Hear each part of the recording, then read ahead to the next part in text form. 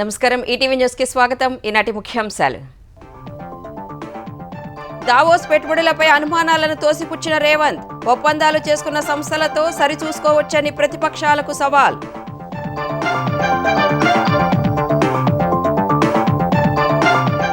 పర్యాటక పాలసీలో ఎకో టూరిజాన్ని ప్రోత్సహిస్తామన్న రేవంత్ రెడ్డి, తల్లి పేరిట మొక్కలు నాటే విధానాన్ని తీసుకొస్తామని ప్రకటన. వచ్చే జూన్ లోపు నామినేటెడ్ పదవుల భర్తీ పూర్తి చేస్తామన్న చంద్రబాబు, పార్టీ కోసం కష్టపడిన వారికి న్యాయం చేస్తామని స్పష్టీకరణ.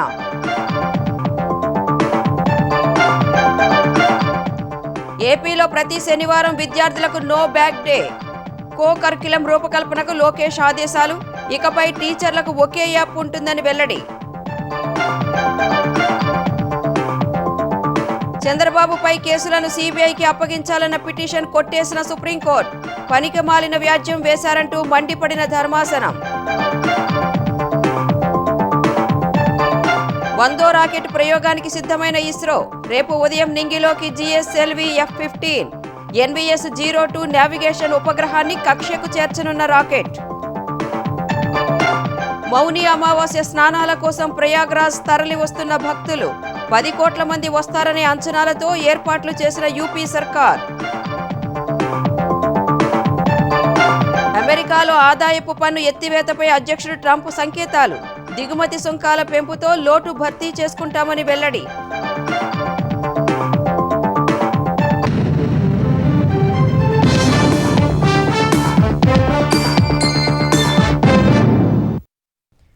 కాంగ్రెస్ ప్రభుత్వం సాధించిన విజయాల్లో దావోస్ ఒప్పందాలు అతిపెద్దవని సీఎం రేవంత్ రెడ్డి ప్రకటించారు. 1,80,000 కోట్ల ఒప్పందాలపై అనుమానం ఉంటే ఆయా సంస్థలనే అడిగి తెలుసుకోవాలని సూచించారు. తెలంగాణ ప్రభుత్వం తెచ్చిన ఇంధన పాలసీ వల్లే ఎక్కువ పెట్టుబడులు సాధించినట్లు వివరించారు. గతంలో కంటే తాము ఎక్కువ పెట్టుబడులు సాధిస్తే ఓర్వలేకపోతున్నారని ప్రతిపక్ష బీఆర్ఎస్పై రేవంత్ విమర్శలు గుప్పించారు. సింగపూర్ దావోస్ పర్యటన వివరాలు, సాధించిన పెట్టుబడుల్ని ముఖ్యమంత్రి రేవంత్ రెడ్డి తెలంగాణ ఐటీ పరిశ్రమల శాఖ మంత్రి శ్రీధర్ బాబు హైదరాబాద్ లో వివరించారు. విదేశాల్లో తాము పెట్టుబడుల్ని తెలంగాణకు తెస్తే ఫార్ములా ఈరేస్ వ్యవహారంలో ఇక్కడ సొమ్ము కొల్లగొట్టి విదేశాలకు తరలించారని సీఎం ఆరోపించారు. స్కిల్ వర్సిటీ కోసం సింగపూర్ ప్రభుత్వంతో ఒప్పందం చేసుకున్నట్లు చెప్పిన ఆయన, యువతలో సాంకేతిక నైపుణ్యాలు పెంచి ఉద్యోగ అవకాశాలు కల్పిస్తామన్నారు. అందరి అనుమానాలు పటాపంచలు చేస్తూ రికార్డు స్థాయిలో 1,80,000 కోట్ల పెట్టుబడులు తెచ్చామని రేవంత్ స్పష్టం చేశారు. తమ ప్రభుత్వం తెచ్చిన ఎనర్జీ పాలసీ, అనుమతుల్లో సరళీకరణ వల్లే దిగ్గజ సంస్థలు పెట్టుబడులకు ముందుకు వచ్చాయని వివరించారు. తెలంగాణ రాష్ట్రంలో మేము పెట్టుబడులు పెడతాం. తెలంగాణ రాష్ట్ర ప్రభుత్వం మీద మాకు సంపూర్ణమైన విశ్వాసం ఉన్నదని 1,80,000 కోట్ల రూపాయలను తెలంగాణ రాష్ట్రంలో అంతర్జాతీయ స్థాయి సంస్థలు పెట్టుబడులు పెట్టడము ఇది నిరంతర ప్రక్రియ. ఒక నిర్దిష్టమైన ప్రణాళికను తీసుకొని తెలంగాణ రాష్ట్ర ప్రభుత్వం ముందుకు వెళ్ళింది కాబట్టి ఈ రోజు ఈ దిగ్గజాలు తెలంగాణ రాష్ట్రంలో పెట్టుబడులు పెట్టినరు. భారీ పెట్టుబడులు తేవడం చూసి కొందరికి కడుపు మంటగా ఉందని రేవంత్ రెడ్డి ఎద్దేవా చేశారు. కాంగ్రెస్ ప్రభుత్వం ఎక్కడైనా విఫలమవుతుందేమోనని ఆశపడ్డారని ఆయన విమర్శించారు. మేము వెళ్ళి ఆకర్షించి పెట్టుబడులు తేవడంతో అరే వాళ్ళు ఎట్లా ఆకర్షిస్తారు, నేను పోయినప్పుడు ఎవరు రాలేదేంది, ఇప్పుడు వీళ్ళు పోగానే ఇంతమంది వస్తున్నాయింది, ఇన్ని పెట్టుబడులు వస్తున్నాయిందని ఈ అటెన్షన్ సీకింగ్ డిజార్డర్ అనే జబ్బుతోని ఒక ఆయన బాధపడుతుండు, ఇంకొక ఆయన ఆయనకు మద్దతు ఇస్తుండు. కానీ ఈ టోటల్ అఫీషియల్ డాక్యుమెంట్ మీకు రిలీజ్ చేస్తాం. ఏ సంస్థ నుంచి ఎన్ని వేల కోట్ల రూపాయలు ఒప్పందం చేసుకున్నామో మీరు క్రాస్ చెక్ చేసుకోండి. భవిష్యత్తులో మీరు తెలంగాణ రాష్ట్రంలో పెట్టుబడులు పెట్టదలుచుకున్నారని మీరు కనుక్కోండి. లేకపోతే ఈ అటెన్షన్ సీకింగ్ డిజార్డర్ జబ్బుతో బాధపడుతున్నాయని చెప్తున్నది నిజమా? ఈ రెండింటిని నిర్ధారించి మీరు చెప్పండి. అసలు పెట్టుబడులు వస్తున్నాయంటే మీకు ఒకవేళ సంతోషం వ్యక్తం చేయడానికి ఇష్టం లేనప్పుడు మౌనంగా ఉండండి. ఈ అక్కస ఎందుకు, అసూయ ఎందుకు, కడుపులో మంట ఎందుకు? ఎక్కడైనా మీకు తెలిసిన డాక్టర్లు ఉంటే చూపించండి, వాళ్లకు వైద్యం చేయించండి. ఏమైనా ఎక్కువ తక్కువ అయితే సీఎం రిలీఫ్ ఫండ్ అని ఇద్దాము. 2024 దావోస్ పర్యటన కంటే ఈసారి 4 రెట్లు అధికంగా ఒప్పందాలు జరిగాయని తెలంగాణ పరిశ్రమల శాఖ మంత్రి శ్రీధర్ బాబు తెలిపారు. వారు 2023-22లో 20,000 కోట్ల ఒప్పందాలు జరిగితే మేము రాగానే 40,000 పైచిలకు ఒప్పందాలు చేసినాం. ఈ రోజు 40,000 వరకే ఊరుకోలే, ఇంకో 41,000 చేస్తే 42,000 కోట్ల రూపాయలు తీసుకొస్తే మీరు కూడా దావోస్ కంటే యొక్క మెరుగైన తీసుకొచ్చిందని రాసేవాళ్ళు. మాకు అది కాదు పోటీ, మేము విజయం అనుకుంటాం. ఈరోజు విజయం ఏ రోజైతే $1 ట్రిలియన్ ఎకానమీ చేస్తామో ఆ విజయానికి దోహదపడే ఈ అడుగులు, మొదటి అడుగులు మీకు చెప్తా ఉన్నాం. రైతు భరోసాను చిల్లర పంచాయతీ అంటున్న ముఖ్యమంత్రి రేవంత్ రెడ్డికి రైతుల అప్పులు ముఖ్యమా, దావోసు డప్పులు ముఖ్యమా అని మాజీ మంత్రి హరీష్ రావు ప్రశ్నించారు. పెట్టుబడుల కట్టుకథను నమ్మించేందుకు శతవిధాలా ప్రయత్నించి విఫలమయ్యారని ఆరోపించారు. దావోస్లో జరిగే ఒప్పందాలన్నీ ఆసక్తి వ్యక్తీకరణలు మాత్రమేనని, ఎవరైనా ఓపెన్ టెండర్లో రావాల్సిందేనని ఉప ముఖ్యమంత్రి భట్టి విక్రమార్క అన్నట్టు హరీష్ గుర్తు చేశారు. ఇప్పుడు 1,82,000 కోట్ల పెట్టుబడులు తెచ్చినట్లు సీఎం చెబుతుంటే ఎవరి మాటలు నమ్మాలని హరీష్ ప్రశ్నించారు. పొంతన లేకుండా చెంపిన కంపెనీలు, పెట్టుబడుల లెక్కలు తెలంగాణ ప్రజానీకం గమనించిందని చెప్పారు. రైతు భరోసా కోసం ఎదురుచూస్తున్న రైతుల ఆరాటాన్ని చిల్లర పంచాయతీ అనడమేంటని మండిపడ్డారు. పర్యాటక పాలసీ రూపొందించి ఎకో టూరిజాన్ని ప్రోత్సహిస్తామని ముఖ్యమంత్రి రేవంత్ రెడ్డి తెలిపారు. వరితో పాటు వాణిజ్య పంటల ప్రోత్సాహానికి ప్రభుత్వం ప్రణాళికలు రూపొందిస్తుందని చెప్పారు. రంగారెడ్డి జిల్లా ప్రొద్దుటూరు వద్ద ఎక్స్పీరియం గార్డెన్ను సీఎం ప్రారంభించారు. ఈ కార్యక్రమానికి తెలంగాణ పర్యాటక శాఖ మంత్రి జూపల్లి కృష్ణారావు, సినీ నటుడు చిరంజీవి హాజరయ్యారు. 150 ఎకరాల్లో నిర్మించిన ఎక్స్పీరియం పార్కులో 25,000 జాతుల వృక్షాలు, రాక్ గార్డెన్ను రామ్దేవ్రావు అనే వ్యక్తి ఏర్పాటు చేశారు. ఇందుకోసం 85 దేశాల నుంచి అరుదైన వృక్షాలు, చెట్లను దిగుమతి చేసుకున్నారు. రామ్దేవ్ చేసిన కృషిని సినీ నటుడు చిరంజీవి ప్రశంసించారు. కళాహృదయం ఉంటే తప్ప ఇలాంటి అద్భుతం సృష్టించలేరని అన్నారు. రామ్దేవ్రావును ఆదర్శంగా తీసుకుని తెలంగాణను ప్రకృతి వనంగా మార్చాల్సి ఉందని ముఖ్యమంత్రి రేవంత్ రెడ్డి చెప్పారు. త్వరలో తల్లి పేరిట మొక్కలు నాటే విధానం తీసుకొస్తామని వెల్లడించారు. రాబోయే కొద్ది రోజుల్లో టూరిజం పాలసీని తీసుకొచ్చి టూరిజం పాలసీలో ఎకో టూరిజంను ప్రోత్సహించాలని ఈరోజు మన ప్రభుత్వం ముందుకు వెళ్తున్నది. కానీ ప్రభుత్వానికంటే ముందే ఎకో టూరిజం ఈరోజు రామ్దేవ్రావు గారి ఏర్పాటు చేసిన 150 ఎకరాలలో ఒక అద్భుతాన్ని సృష్టించిండు. ఈ అద్భుతం వారికి ఒక్కరికి ఆదాయం తెచ్చిపెట్టేది కాదు, రాష్ట్రానికి కూడా ఆదాయం తెచ్చిపెడుతుంది, రాష్ట్రానికి కూడా గుర్తింపు, గౌరవం తెచ్చిపెడుతుంది. తల్లి పేరు మీద విద్యార్థులందరూ ఒక మొక్కను నాటి దాన్ని సంరక్షించాలనే ఒక విధానాన్ని ముందుకు తీసుకొస్తున్నాము. ప్రతి విద్యార్థి తమ కన్న తల్లి పేరు మీద ఒక మొక్క నాటి ఆ స్కూల్లో ఆ మొక్కను కాపాడితే కొన్ని లక్షలాది కోట్లాది మొక్కల్ని ప్రతి సంవత్సరం మనం పెంచుకుంటూ పోవచ్చు. ఎక్కడ నాకు నా రామ్దేవ్ ఒక వ్యాపారవేత్తలా కనబడ్డు, ఒక కళాకారుల్లా కనబడతాడు. అందుకే నా మనసుకి అత్యంత దగ్గరగా అయ్యాడు. అంత తపన లేకపోతే, అంత ఇష్టం లేకపోతే సుదీర్ఘకాలం 24-25 ఇయర్స్ పాటు దీని మీద ఎక్స్పెరిమెంట్ చేస్తూ, ఎన్నో చోట్ల రీసెర్చ్ చేస్తూ, ఎక్కడెక్కడ ఏమేమి మొక్కలు దొరుకుతాయి, ఎక్కడెక్కడ ఈ శిలాకృతులు దొరుకుతాయి, ఆ శిలలు ఇక్కడ ఎలా తీసుకురావాలి అని దాని మీద అది దుర్భేద్యం అనుకోకుండా ఇది సాధ్యమే, ఇది మన ప్రాంతం వాళ్ళకి, మన హైదరాబాదుకి, మన స్టేట్కి అందం తీసుకొచ్చేది, మన దేశంలోనే గొప్పగా చెప్పినటువంటి గొప్ప పార్క్ అవుతుందని ఆయన మనసులో మెదిలిన ఆలోచన, ఆయన పడ్డ కష్టం, తీసుకున్న శ్రమ ఈ రోజున ఇక్కడ అద్భుతమైన కళాఖండంగా ఇన్ని ఎకరాల్లో చోటు చేసుకుందంటే కనుక నభూతో నా భవిష్యత్. 6 గ్యారంటీలు 420 హామీలతో అధికారంలోకి వచ్చిన కాంగ్రెస్ పరిపాలనలో పూర్తిగా విఫలమైందని బీఆర్ఎస్ కార్యనిర్వాహక అధ్యక్షుడు కేటీఆర్ విమర్శించారు. నల్గొండ క్లాక్ టవర్ సెంటర్లో బీఆర్ఎస్ ఆధ్వర్యంలో నిర్వహించిన రైతు మహాధర్నాకు కేటీఆర్ హాజరయ్యారు. కాంగ్రెస్ అధికారంలోకి వస్తే రైతు బంధుకు రామ్ రామ్ అంటారని ఆనాడే చెప్పామని, ప్రభుత్వం ఏర్పడి ఏడాది దాటిన రూపాయి కూడా ఇవ్వలేదని కేటీఆర్ మండిపడ్డారు. కేసీఆర్ ఉన్నప్పుడు నాట్లు వేసేటప్పుడు రైతు బంధు వచ్చేదని, రేవంత్ రెడ్డి సీఎం అయ్యాక ఓట్లు ఉన్నప్పుడే రైతు బంధు వేస్తామంటున్నారని కేటీఆర్ దుయ్యబట్టారు. సర్పంచ్ ఎలక్షన్లు వస్తున్నాయి, మళ్ళా ఓట్లు దొబ్బుకోవాలి కదా, అందుకే కొత్త డ్రామా జనవరి 24కు మొదలవుతుందట, మార్చి 31 దాకా సాగుతుందట. మార్చి 31 అన్నాడు కానీ ఏ సంవత్సరమో చెప్పలే. మళ్ళా డబ్బల ఓట్లు పడ్డాక నేను చెప్పినా అంటాడు. సంవత్సర కాలం నుంచి ఈ రాష్ట్రంలో రైతులను, గరీబులను సావగొడుతున్నారు. రేషన్ కార్డు కావాలంటే దరఖాస్తు, రైతు భరోసా అంటే దరఖాస్తు, కులగణన అంటే దరఖాస్తు. రాష్ట్రంలో ఎవరన్నా ఒకరు సంతోషంగా ఉన్నారా అంటే ఒకళ్ళు ఉన్నారు. ఎవరంటే జిరాక్స్ సెంటర్లో తప్ప ఎవడు సంతోషంగా లేడు. ఇవాళ స్థానిక సంస్థల ఎలక్షన్లు ఉన్నాయి కాబట్టి మళ్ళా రైతు భరోసా డ్రామా. ఇది బంద్ అయింది అంటే రైతు బంధు కూడా బంద్ అవుతుంది.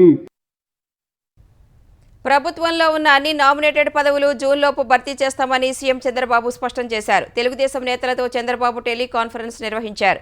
ఇతర పార్టీల నుంచి నిన్న మొన్న వచ్చి చేరిన వారి కంటే ఎప్పటి నుంచో పార్టీలో ఉండి పనిచేసిన వారిని నేతలు ప్రోత్సహించాలన్నారు. మొదటి నుంచి పార్టీని నమ్ముకున్న వారికే పదవులు దక్కేలా చూడాల్సిన బాధ్యత ఎమ్మెల్యేలదే అని తేల్చి చెప్పారు. 214 మార్కెట్ కమిటీలు, 1100 ట్రస్ట్ బోర్డులు ఉన్నాయని, రానున్న రోజుల్లో ఈ నియామకాలు పూర్తి చేస్తామన్నారు. పదవి పొందిన వాళ్ల 2 ఏళ్ల పనితీరుపై సమీక్ష చేస్తామన్న చంద్రబాబు, దాని ఆధారంగా మళ్లీ నిర్ణయాలు, భవిష్యత్ అవకాశాలు ఉంటాయన్నారు. వ్యవసాయ మార్కెట్ కమిటీలు, దేవాలయ కమిటీల నియామకంపై ఎమ్మెల్యేలు సరైన ప్రతిపాదనలు పంపాలని సూచించారు. క్లస్టర్, యూనిట్, బూత్ సెక్షన్లో సభ్యులుగా ఉంటేనే నామినేటెడ్ పదవులకు సిఫార్సులు చేయాలని నేతలకు సూచించారు. 2029లో మళ్లీ గెలిచేలా ప్రతి ఒక్కరి పనితీరు ఉండాలన్నారు. ప్రతి శనివారం నో బ్యాగ్ డేగా ప్రకటించి విద్యార్థులకు కో కరిక్యులం యాక్టివిటీస్ రూపొందించాలని ఆంధ్రప్రదేశ్ విద్యాశాఖ మంత్రి లోకేష్ అధికారులను ఆదేశించారు. పాఠశాల విద్యలో గత ప్రభుత్వం తెచ్చిన జీవో 117 ఉపసంహరణపై ఉపాధ్యాయుల అభిప్రాయాల ఆధారంగా ఆమోదయోగ్యమైన పరిష్కారాన్ని సూచించాలని కోరారు. పాఠశాల, ఇంటర్మీడియట్ విద్యపై అధికారులతో మంత్రి సమీక్ష నిర్వహించారు. త్వరలో చేపట్టబోయే ఉపాధ్యాయ బదిలీల చట్టంపై ఉపాధ్యాయులు, సంఘాల అభిప్రాయాలను సేకరించాలని సూచించారు. సాంకేతిక పరిజ్ఞానంతో ఉపాధ్యాయులకు ఉపయోగపడే విధంగా పిల్లల్లో అభ్యసన సామర్థ్యాలు మెరుగుపరిచే చర్యలు చేపట్టాలని సూచించారు. ఉపాధ్యాయులకు ప్రస్తుతం ఉన్న అనేక యాప్ల స్థానంలో ఒకే యాప్ రూపొందించాలని ఆదేశించారు. ప్రజాభిప్రాయ సేకరణ కోసం అతి త్వరలోనే AP model of education blue ప్రింట్ను సిద్ధం చేయాలని నిర్దేశించారు. ఇంటర్మీడియట్ విద్యాశాఖలో చేపట్టబోయే సంస్కరణలపైన మంత్రి లోకేష్ అధికారులతో చర్చించారు. 2022-24 మధ్య ఏపీలో విద్యా ప్రమాణాలు దిగజారాయని annual status of education report SR నివేదిక స్పష్టం చేసింది. 2018-24 మధ్య విద్యా ప్రమాణాలపై నివేదిక విడుదల చేసిన ఎస్ఆర్ గ్రామీణ ప్రాంత పిల్లలకు లెక్కల్లో కూడికలు, తీసివేతలు కూడా రావడం లేదని తెలిపింది. ప్రభుత్వ పాఠశాలకు వచ్చేవారు 2018లో 63.2% ఉంటే 2024 నాటికి 61.8కి పడిపోయిందని నివేదికలో వెల్లడించింది. 15 నుంచి 16 ఏళ్ల పిల్లల నమోదు శాతం కూడా 2024 నాటికి తగ్గిందని తెలిపింది. 8వ తరగతి పిల్లలు కింది తరగతుల పుస్తకాలు సరిగా చదవలేకపోతున్నారని నివేదిక వెల్లడించింది. ముఖ్యమంత్రి చంద్రబాబుపై నమోదు చేసిన కేసులను సీబీఐకి బదిలీ చేయాలన్న పిటిషన్ను సుప్రీంకోర్టు కొట్టివేసింది. సిఐడి నమోదు చేసిన 7 కేసులు సీబీఐకి బదిలీ చేయాలని హైకోర్టు న్యాయవాది బి బాలయ్య సుప్రీంకోర్టులో పిటిషన్ దాఖలు చేశారు. బాలయ్య తరపున వాదనలు వినిపించడానికి సీనియర్ న్యాయవాది మణీందర్ సింగ్ సిద్ధమయ్యారు. ఈ దశలో మణీందర్ సింగ్పై జస్టిస్ బేలా త్రివేది తీవ్రస్థాయిలో అసహనం వ్యక్తం చేశారు. ఇది పూర్తిగా పనికిమాలిన పిటిషన్ అని జస్టిస్ బేలా త్రివేది, జస్టిస్ బాలచంద్ర వరాలేతో కూడిన ధర్మాసనం వ్యాఖ్యానించింది. ఈ పిటిషన్పై ఒక్క మాట మాట్లాడినా భారీ జరిమానా విధిస్తామని హెచ్చరించింది. ఇలాంటి కేసుల్లో కూడా సీనియర్ న్యాయవాదులు హాజరవుతారని ఊహించలేదని ధర్మాసనం పేర్కొంది. ఒక్క మాట కూడా వినకుండానే పిటిషన్ కొట్టివేసింది. ఆర్చరీ క్రీడాకారిణి వెన్నం జ్యోతి సురేఖకు మేజర్ ధ్యాన్ చంద్ ఖేల్ రత్న అవార్డును ప్రదానం చేయాలని కేంద్ర యువజన వ్యవహారాలు, క్రీడల మంత్రికి ఏపీ హైకోర్టు ఆదేశాలు జారీ చేసింది. జాతీయ, అంతర్జాతీయ స్థాయిలో సాధించిన విజయాలు పరిగణలోకి తీసుకుని జ్యోతి సురేఖకు దేశ అత్యున్నత క్రీడా గౌరవం కల్పించాలని సూచించింది. ధ్యాన్ చంద్ ఖేల్ రత్న అవార్డు విషయంలో తనకు అన్యాయం జరిగిందని జ్యోతి సురేఖ దాఖలు చేసిన పిటిషన్పై హైకోర్టు విచారణ జరిపింది. ఈ విచారణలో కేంద్ర క్రీడల శాఖ నిర్ణయించిన ప్రమాణాల ప్రకారం తనకు 148.74 పాయింట్లు వచ్చాయని జ్యోతి సురేఖ కోర్టుకు తెలిపారు. ఖేల్ రత్నకు ఎంపికైన బ్యాడ్మింటన్ క్రీడాకారులు సాత్విక్ సాయిరాజ్ రంకిరెడ్డి, చిరాగ్ శెట్టి 58.5 పాయింట్లే పొందినట్టు వివరించారు. ప్రపంచ ఛాంపియన్షిప్ పోటీలో 8 పతకాలు సాధించినట్టు తెలిపారు. ఏషియన్ గేమ్స్లో ఒకేసారి 3 బంగారు పతకాలు సాధించిన మొదటి భారత క్రీడాకారిణిగా రికార్డు నెలకొల్పినట్లు నివేదించారు. ఈ వాదనలను పరిగణలోకి తీసుకున్న కోర్టు సురేఖ ఆవేదనలో న్యాయం ఉందని పేర్కొంది. ఆమెకు ఖేల్ రత్న పురస్కారం ప్రదానం చేయాలని తీర్పు వెలువరించింది. హైదరాబాద్ శివారులో కొత్తగా 2 ఐటీ పార్కులు ఏర్పాటు చేసేందుకు ప్రణాళికలు రూపొందిస్తున్నట్లు తెలంగాణ ఐటీ శాఖ మంత్రి శ్రీధర్ బాబు తెలిపారు. హైదరాబాద్లో 100 కోట్ల పెట్టుబడి పెట్టేందుకు ముందుకొచ్చిన డ్యూ సాఫ్ట్వేర్ కంపెనీ ప్రతినిధులతో మంత్రి సచివాలయంలో సమావేశమయ్యారు. హైటెక్ సిటీ తరహాలో కొత్తగా 2 ఐటీ పార్కులు ఏర్పాటు చేయాలని నిర్ణయించామని, ఎంత విస్తీర్ణంలో ఏర్పాటు చేయాలి, ఏ ప్రాంతాల్లో అనుకూలమో అధ్యయనం చేస్తున్నామని శ్రీధర్ బాబు చెప్పారు. పెట్టుబడులు పెట్టేందుకు ముందుకొచ్చే పరిశ్రమలకు భూ కేటాయింపులు చేసేందుకు ప్రత్యేక పాలసీని రూపొందించాలని నిర్ణయించామని వివరించారు. పెట్టుబడి కల్పించే ఉద్యోగాల సంఖ్య ఆధారంగా భూమిని కేటాయిస్తామని మంత్రి తెలిపారు. 100 కోట్లు పెట్టుబడి పెట్టేందుకు ముందుకొచ్చిన డ్యూ సాఫ్ట్వేర్ సంస్థకు అన్ని రకాలుగా సహకరిస్తామన్నారు. ఫార్ములా ఈ కార్ రేస్ విషయంలో సీఎం రేవంత్ రెడ్డి అనాలోచిత చర్యల వల్ల తెలంగాణకు నష్టం జరుగుతోందని బీఆర్ఎస్ నేత ఆర్ఎస్ ప్రవీణ్ కుమార్ అన్నారు. సీఎంపై ఎఫ్ఐఆర్ నమోదు చేసి పరిశోధించాలని హైదరాబాద్ నార్సింగి పోలీస్ స్టేషన్లో ఆయన ఫిర్యాదు చేశారు. ఫార్ములా ఈ కార్ రేస్ ఇంకా 4 సీజన్లు జరగాల్సి ఉందని, సీఎం చర్యలతో మొబిలిటీ వ్యాలీ తెలంగాణకు రాకుండా పోయిందని ప్రవీణ్ కుమార్ అన్నారు. గత ప్రభుత్వం పెట్టిన పెట్టుబడిని నీరుగార్చేలా రేవంత్ రెడ్డి వ్యవహరించారని, అందుకే ఆయనపై కేసు పెట్టాలని డిమాండ్ చేశారు. ఫార్ములా ఈ కార్ రేస్ కేసులో అవినీతి జరిగిందనడానికి ప్రాథమిక ఆధారాలు ఉన్నట్లు ఏసీబీ, ఈడీలు తేల్చాయని ప్రభుత్వ విప్ రామచంద్ర నాయక్ అన్నారు. తెలంగాణ ఆదాయానికి సీఎం రేవంత్ రెడ్డి గండి కొట్టారని ఆర్ఎస్ ప్రవీణ్ కుమార్ మాట్లాడటం దారుణమన్నారు. కేసీఆర్, కేటీఆర్ దగ్గర మార్కుల కోసం ఇష్టానుసారంగా మాట్లాడుతున్నారని ధ్వజమెత్తారు. సిపిఎం పార్టీ తెలంగాణ రాష్ట్ర కార్యదర్శిగా జాన్ వెస్లీ ఎన్నికయ్యారు. సంగారెడ్డిలో జరిగిన సిపిఎం తెలంగాణ మహాసభలో ఆయన ఎన్నిక జరిగింది. తమ్మినేని వీరభద్రం స్థానంలో జాన్ వెస్లీ సిపిఎం తెలంగాణ కార్యదర్శిగా విధులు నిర్వర్తించనున్నారు. జాన్ వెస్లీ ఇప్పటివరకు సిపిఎం అనుబంధ సంఘమైన కులవివక్ష వ్యతిరేక పోరాట సంఘం తెలంగాణ రాష్ట్ర అధ్యక్షుడిగా పనిచేశారు.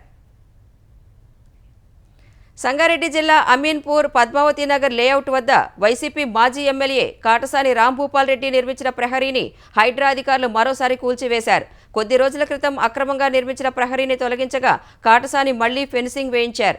ఈ వ్యవహారంపై స్థానికులు హైడ్రా కమిషనర్కు ఫిర్యాదు చేశారు. ఈ ఫిర్యాదుపై రంగంలోకి దిగిన హైడ్రా ఫెన్సింగ్ను పూర్తిగా కూల్చివేసింది. హైదరాబాద్ మీర్పేటలో సంచలనం సృష్టించిన మాధవి హత్య కేసులో నిందితుడు గురుమూర్తికి ఎలాంటి పశ్చాత్తాపం కనిపించడం లేదని రాచకొండ పోలీస్ కమిషనర్ సుధీర్ బాబు వెల్లడించారు.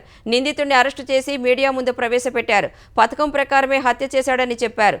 ఈ నెల 15న పిల్లల్ని బంధువుల ఇంటి వద్ద వదిలేసి వెంకటమాధవి, గురుమూర్తి రాత్రి 10:41కి మీర్పేటలో ఇంటికి చేరుకున్నట్లు సీసీటీవీ ఫుటేజ్లో గుర్తించామన్నారు. ఈ నెల 16న ఆమెను హతమార్చి శరీరాన్ని ముక్కలు చేసి బకెట్లో వేసి హీటర్తో ఉడికించాడని చెప్పారు. ఉడికించిన ముక్కలను గ్యాస్పై కాల్చి తర్వాత రోకలితో పొడిగా చేశాడని వెల్లడించారు. తరువాత పొడిని చెరువులో పడేసినట్లు కమిషనర్ తెలిపారు. సాంకేతిక ఆధారాలను సేకరించామని వాటిని కోర్టులో సమర్పిస్తామని వివరించారు. అతనికి ఏమాత్రం పశ్చాత్తాపం లేకుండా భార్యగా ఉన్నటువంటి మహిళను ఇంత క్రూరంగా హత్య చేశాడు.